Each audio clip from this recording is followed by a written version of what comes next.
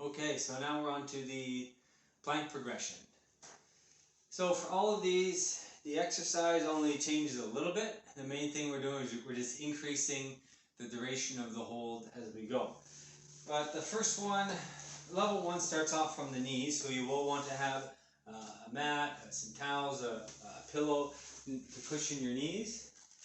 And the forearm position stays the same.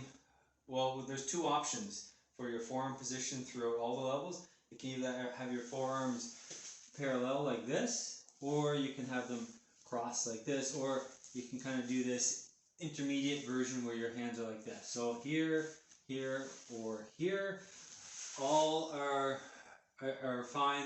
It's just a matter of personal preference. There are some reasons why we would choose one over the other, but in this case, choose whichever one is most comfortable or whichever one you prefer.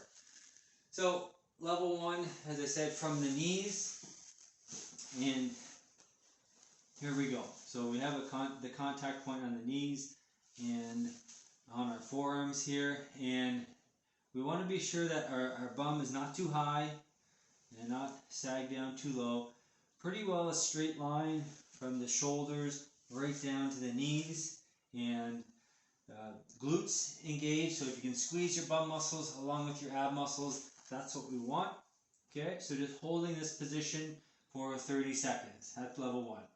Level 2, we just come up to the feet now. Okay, same thing, very straight lines from shoulders all the way down to ankles. Back not too arched. We want to round it a bit, glutes and abs engaged, and we're holding there. And then that just stays the same all the way up, just increasing for every 30 seconds more. We keep going up a level. Level 3 is a minute and a half at level 4. Level 5 is 2 minutes, and then the advanced class, we start getting up in the realm of 3 minutes from the feet. Okay? So, as I mentioned, there are some subtleties to the form during the plank. We want to make sure that we're maintaining as neutral of a spine as possible. It's very common for the back to extend too much, for us to be in this position here.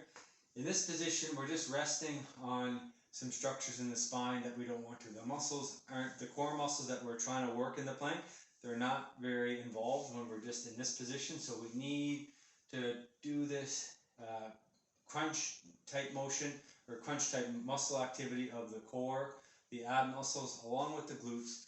We need to do what's called a posterior pelvic tilt. There's an anterior pelvic tilt and a posterior tilt. When we do a plank, we want to get into a posterior pelvic tilt, and we want to fight hard to maintain that. Okay? So I'll just show you one more time. So we're in a plank. So this is a good position here. This is where we don't want to be. So again, posterior tilt, ab muscles, glute muscles are on. And you can go feet about shoulder width is where we want to be. Okay?